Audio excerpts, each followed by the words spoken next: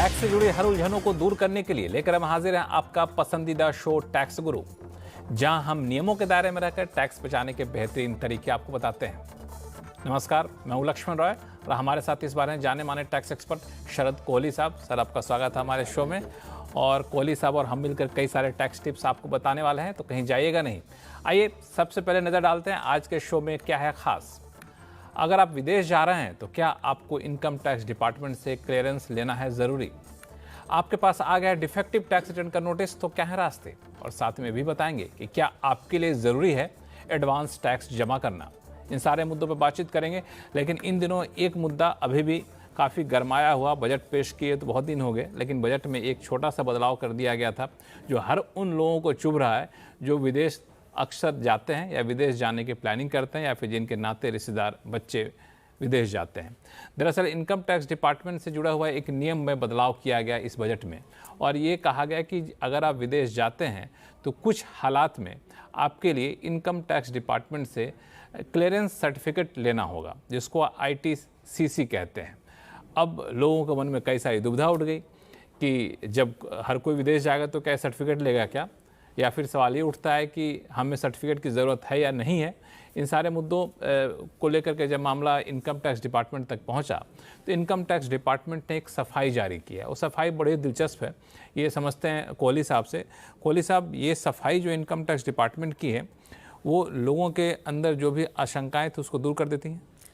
जी हाँ लक्ष्मण, अंग्रेजी में एक कहावत है, little knowledge is a dangerous thing. तो आप जब हम इंटरप्रिटेशन करते हैं बजट की तो उसमें प्रावधान कुछ ऐसे लिखे होते हैं, कई बार उसका मतलब कुछ और निकलता है। जो अब स्पष्टीकरण जो निकल के आया है वो ये आया कि, और अब लक्ष्मण इसमें ध्यान देने वाली बात यह है कि ITCC आज से नहीं 2003 से है। ये कोई पहली बात तो कोई नई चीज़ नहीं थी, पर स्पष्टीकरण निकल के ये आया कि केवल उन व्यक्तियों पर या तो जिनकी 10 लाख रुपए से ऊपर की कोई डिमांड खड़ी है, पहली बात। दूसरा, आपको याद होगा ब्लैक मनी एक्ट आया था पीछे, जिसमें आपको विदेशी संपत्ति वगैरह से संबंधित जो 2-3 लॉज एक साथ आए थे, उसको भी इसमें इंक्लूड कर दिया गया। यानी कि अगर मैं इसको आसान भाषा में कहूं तो ब्लैक मनी एक्ट के अंतर्गत कोई वायलेशन आपके ऊपर लगी हुई है, या आपका 10 लाख से ऊपर बकाया आयकर को है और ड्यू हो चुका है, और आप ऐसे में विदेश यहां से निकलना चाहते हैं, तो फिर वो डिपार्टमेंट चाहता है कि आप एक ITCC income tax clearance certificate लाएं। इसके अलावा किसी को भी ITCC की जरूरत नहीं है। ये स्पष्टीकरण आया है। कुछ मीडिया रिपोर्ट्स ऐसी आ गई थी कि हर किसी को जो विदेश जाएगा जरूरत है, तो स्पष्टीकरण बड़ा साफ है कि आपको बिल्कुल 10 लाख का ध्यान रखिए। ब्लैक मनी की वायलेशन है तो इन 2 केसेस के अलावा बिल्कुल नहीं। बिल्कुल। तो ये आपको, अगर आप विदेश जा रहे हैं तो ज़रूरी नहीं कि आपको भी ज़रूरत है इनकम टैक्स डिपार्टमेंट से ये क्लियरेंस सर्टिफिकेट लेना।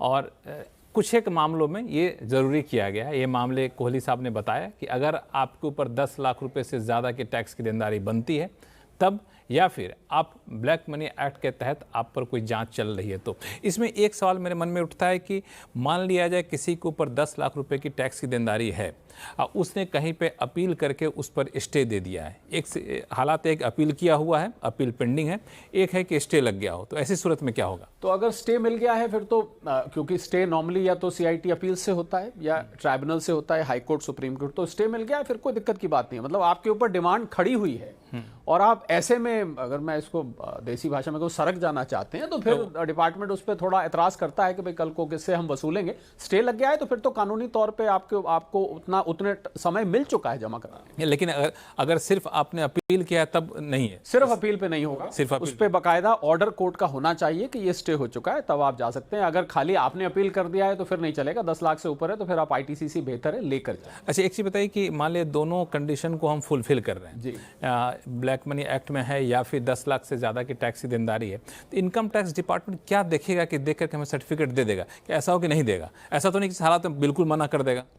ऐसा नहीं है कि मना हो जाता है, दे दिया जाता है। कई दफ़े उससे गारंटी ले ली जाती है, कई दफ़े बॉन्ड भरवा लिया जाता है। ऐसा भी देखा गया कि बैंक गारंटी दे दी जाती है, या आपको कुछ, अगर मैं आसान भाषा में, कुछ ना कुछ आप उसके बदले में रख जाइए कि भाई कल को आप जा रहे हैं, अगर आप नहीं आए तो वसूली हम कहाँ से करेंगे, मोटे तौर पर। और ये भी लक्ष्मण प्रावधान है कि जब भी कोई अफसर आपसे ITCC मांग रहा है तो उसको चीफ कमिश्नर की परमिशन पहले लेनी पड़ेगी। अगर मांग रहा है आपसे और आपको लग रहा है कि जायज़ नहीं है, तो आप चीफ कमिश्नर को अप्रोच कर सकते हैं।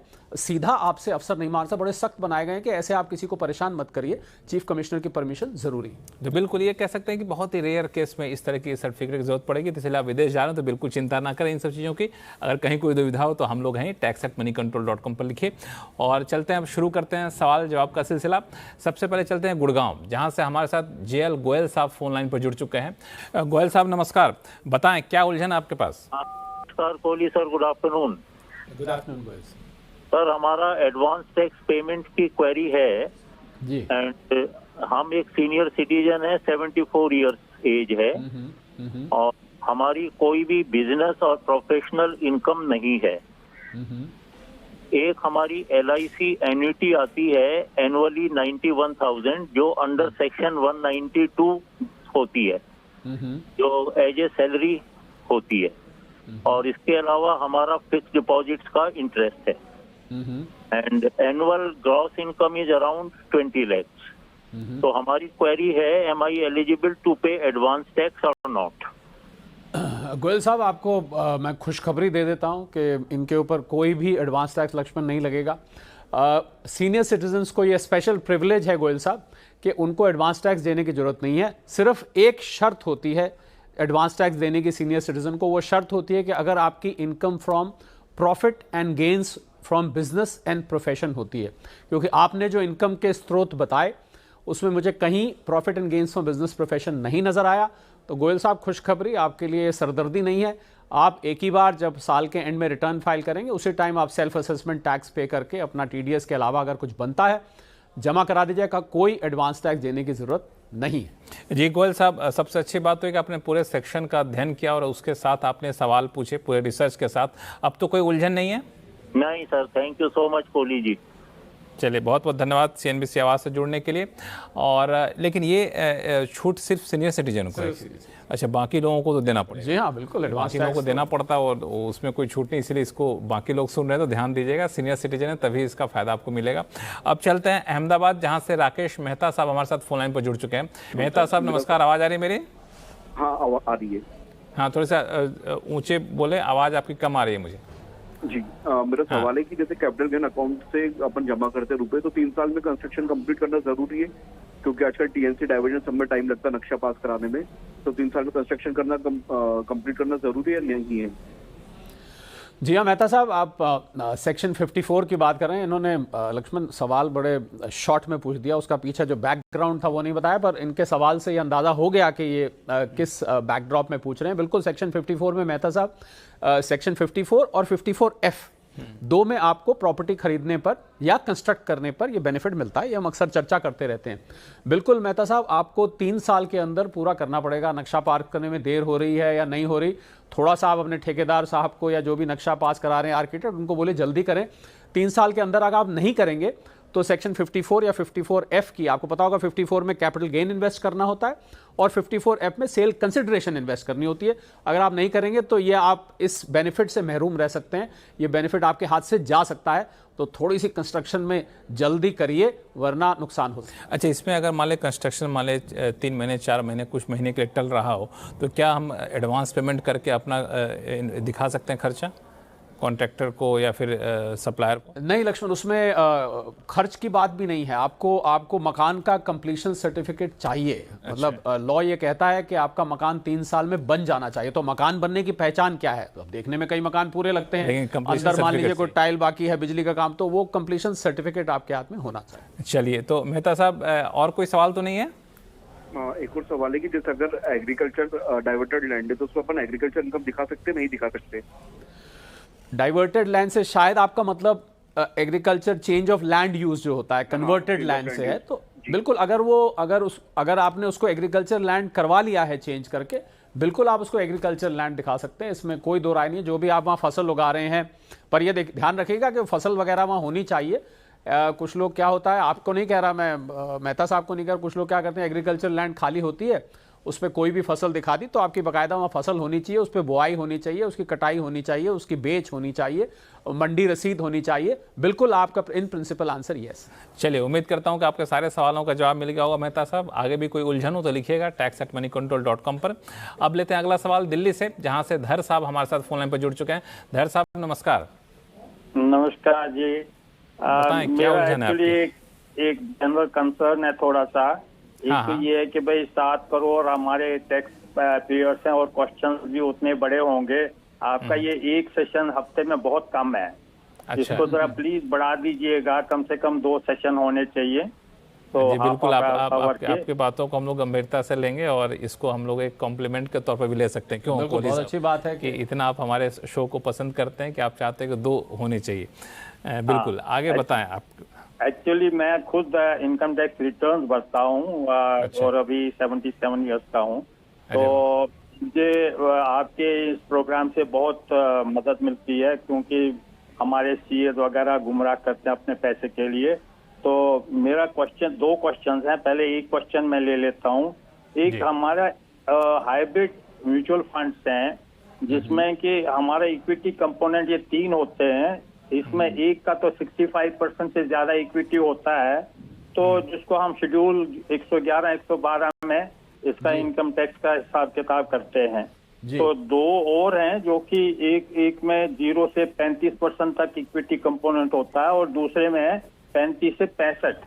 तो ये डेप्थ ही थोड़ा सा माना जाता है, इक्विटी इसमें है। इसकी टैक्स ट्रीटमेंट क्या है और इसका किस शेड्यूल में है?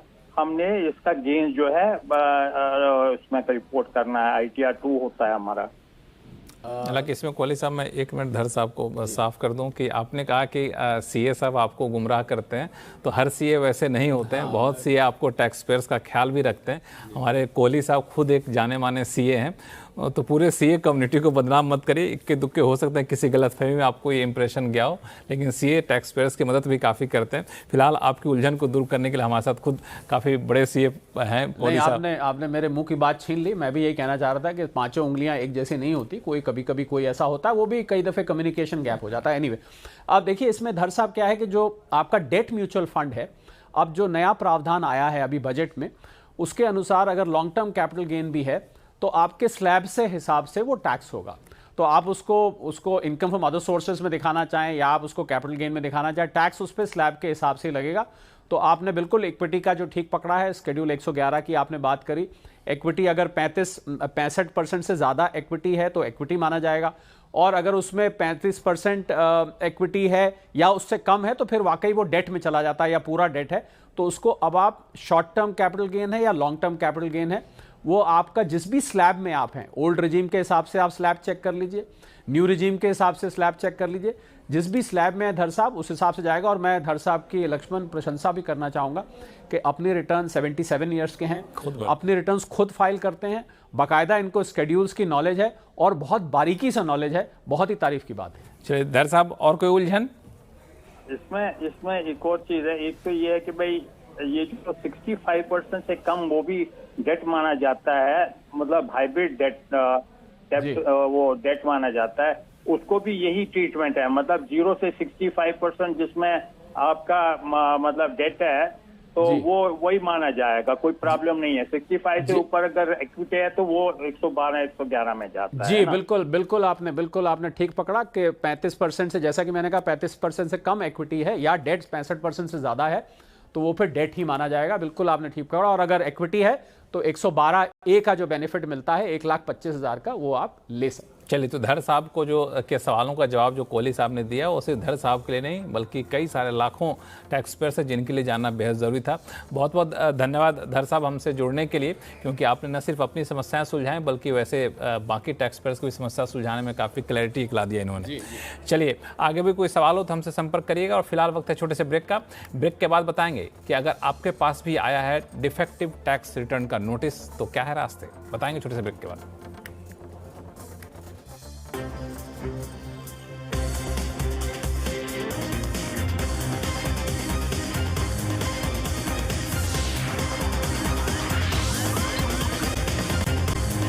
ब्रेक के बाद एक बार फिर से आपका स्वागत है। आप देख रहे हैं टैक्स गुरु और आपके सवालों का जवाब देने के लिए हमारे साथ हैं जाने माने टैक्स एक्सपर्ट शरद कोहली साहब।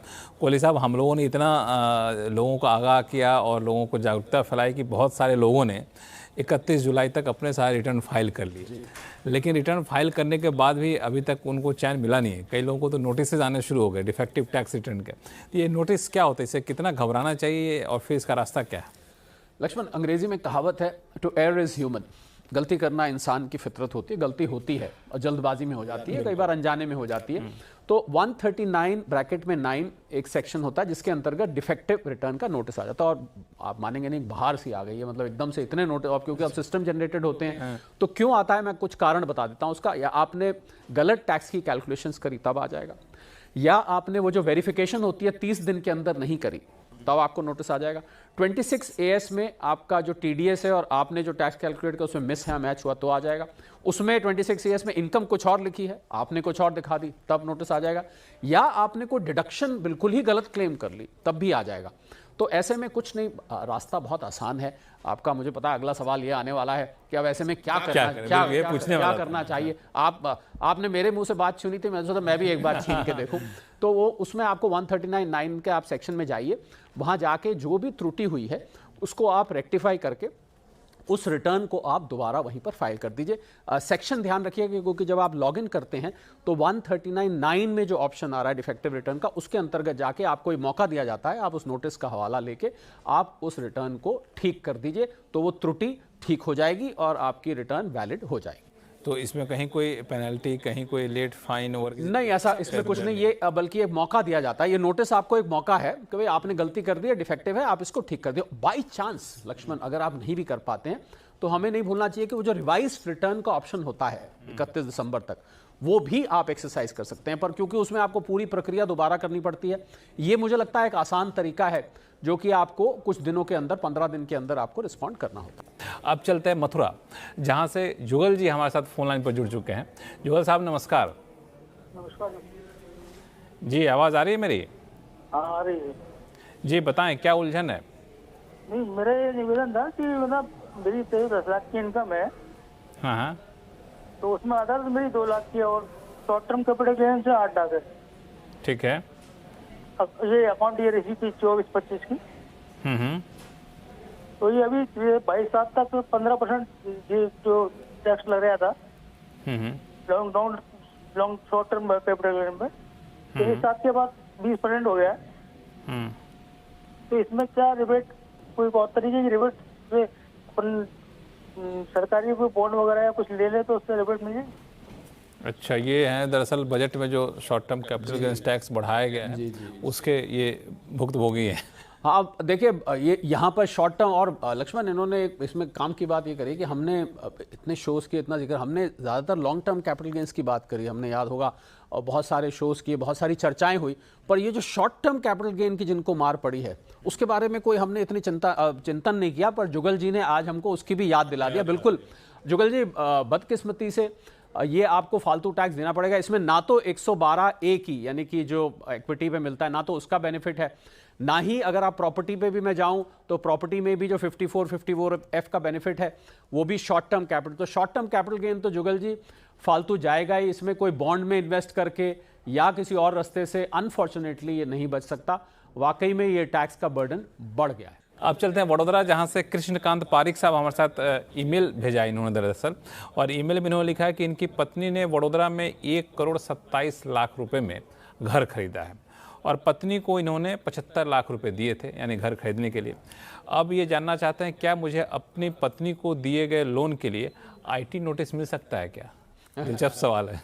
देखिए, अगर रीपे नहीं किया तो पत्नी नोटिस दे सकती हैं। अब IT पत्नी की नोटिस की चिंता करें, इनकम टैक्स चिंता। जहां तक बात इनकम टैक्स नोट, देखिए अगर आपने बैंकिंग चैनल से दिया है, प्रॉपर तरीके से दिया है, और हम तो लक्ष्मण आपको याद होगा ये भी सलाह देते हैं कि लोन एग्रीमेंट भी आपको पर्सनल लोन्स का बनाना चाहिए, तो बिल्कुल कोई पारिक साहब को कोई नोटिस इनकम टैक्स से नहीं आने वाला है। और अगर मान लीजिए कोई पूछता भी है तो आपने अपनी पत्नी को दिया है तो आप जो बैंकिंग ट्रांजैक्शन से आपने दिया है उसकी डिटेल आप अपने पास संभाल के रखिए, जिस मोड से आपने ट्रांसफर किया है, कोई ऐसा नोटिस नहीं आने वाला है। अगर ये गिफ्ट है, मतलब नोटिस क्या होता है जब आप आपस में लेन देन करते हैं और अगर वो गिफ्ट बन जाता है तो 56(2) में आपको कोई गिफ्ट टैक्स भी नहीं लगता है। पर इससे होने वाली अगर इनकम है और वो गिफ्ट है तो फिर इनकम क्लबिंग का प्रोविजन पति पत्नी के बीच में जरूर आ जाता है। तो मैं तो फिर ये कहूंगा पारिक साहब को कि पत्नी के नोटिस का हम नहीं कह सकते, आयकर से कोई नोटिस आने का चांस मुझे नहीं। लेकिन अगर इन्होंने पत्नी को पैसे दिए, पत्नी ने घर खरीदा, उस घर को रेंट पे चढ़ा दिया, उससे आमदनी हो रही है, उससे आमदनी हो रही है और ये उस लोन पर ब्याज नहीं आ रहा है, ब्याज नहीं, तो फिर वो गिफ्ट की झलक देने लगेगा, तो उसमें फिर क्लबिंग प्रोविजन आ जाता है। तो बिल्कुल ये बता दीजिए। आपने तो उनकी पोल खोल दी बिल्कुल पूरी तरह से, पर बहुत अच्छी बात आपने स्पष्टीकरण दिया है। जी हाँ, अगर इसको गिफ्ट का रूप देते हैं तो फिर नोटिस आ सकता है। तो ये ख्याल रखिएगा और बाकी आगे देखा जाएगा। टैक्स गुरु है आपके लिए, चिंता बिल्कुल ना करें। फिलहाल वक्त है छोटे से ब्रेक का। ब्रेक के बाद टैक्स के टिप्स और भी बताएंगे आपको, कहीं जाइएगा नहीं।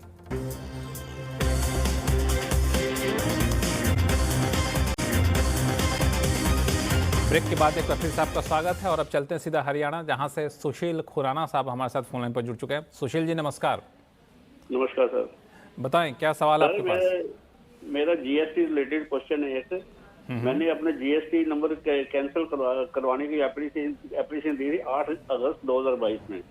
ठीक है, 8 अगस्त 2022 में एप्लीकेशन दी, उसके बाद में मेरा नंबर सस्पेंड हो गया और 8 अगस्त 2022 से लेकर 13/2/2024 तक कोई रिस्पॉन्स नहीं आया डिपार्टमेंट से। ठीक है, 13/2/2024 को एक मेल आती है जिसमें कहते हैं कि आपकी कैंसिलेशन एप्लीकेशन में रिजेक्ट कर दी है और मेरा नंबर इन्होंने एक्टिव कर दिया और मुझे कहा कि आप पिछले 19 महीनों की रिटर्न भरो, आप 311 और 3B। तो मैं डिपार्टमेंट में ऑफिस में गया, वहाँ उन्होंने कोई प्रॉपर रिस्पॉन्स मुझे दिया नहीं और ऐसे करके महीना 1.5 महीना बीत गया थी। फिर उनका मुझे शो का नोटिस भी आया 12/2/2024 को। उसको उन्होंने 1 महीना मुझे टाइम दिया था रिप्लाई करने का। उसके बाद उन्होंने 22/4/2024 को मेरा सू मोटो कैंसिलेशन कर दिया इन्होंने, 12/2/2024 से पीछे से किया उन्होंने और मुझे कहा कि सारी रिटर्न फाइल करो विद फॉर्म 10, फाइनल फॉर्म होता है वो फॉर्म 10, वो मैंने फाइल की और मुझे उसके लिए मुझे 9,000 रुपये फाइन भी देना पड़ गया। मैं ये पूछना चाहता हूँ, मैं 9,000 फाइन इन्होंने क्यों चार्ज किया जबकि मेरा नंबर सस्पेंडेड था, उसमें रिटर्न तो जा नहीं थी सकती और मेरी रिटर्न सारी जेल थी। आपका सवाल बहुत ही जायज़ है, बहुत ही जायज़ सवाल है। क्या बिल्कुल लक्ष्मण, ये बहुत लोगों को ये समस्या आ रही है और सुशील जी को मेरी सलाह ये है कि ये जीएसटीआर कमिश्नर जो इनके एरिया का है उनको एक बार जाके मिले और जो आपका सस्पेंड हुआ था उसका जो आपको इंटीमेशन आया था वो आप लेके जाएं, बताइए कि सस्पेंड हो गया था, मैंने समय पे कर दिया था। उसके बाद ये सिस्टम जनरेटेड एक फ्लॉ है और अगर वो भी नहीं होता है तो मैं इनको ये भी बता दूं कि अब जीएसटीआर एपेलेट अथॉरिटी ट्रिब्यूनल भी हो गया है, तो आप वहाँ पर भी इसकी अपील कर सकते हैं। इसको आप बिल्कुल, आपको इसको लड़ना चाहिए और ये गैर जायज़ है, ये बिल्कुल डिमांड नहीं बनती क्योंकि आपने समय से सारा काम सुशील जी किया। बिल्कुल, सिर्फ यहीं तक नहीं हम लोग रुकेंगे। दरअसल आपकी ये समस्या सिर्फ आपकी नहीं है, कई सारे जीएसटी के जो कारोबारी उनको दिक्कत हो रही है।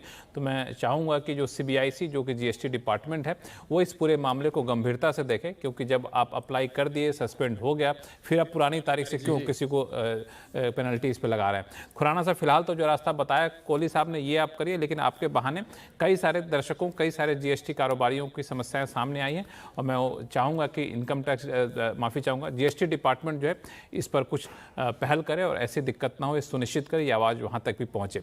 चलिए, बहुत बहुत धन्यवाद खुराना साहब हमसे जुड़ने के लिए। कोहली साहब, आपका भी बहुत बहुत शुक्रिया सभी सवालों का बहुत ही आसान भाषा में जवाब देने के लिए। आपके पास कोई भी सवाल हो तो आप हमें लिख भेजिएगा tax@moneycontrol.com पर और सवाल के साथ अपना नाम और मोबाइल नंबर लिखना ना भूलें। नमस्कार, देखते रहिए CNBC आवाज़।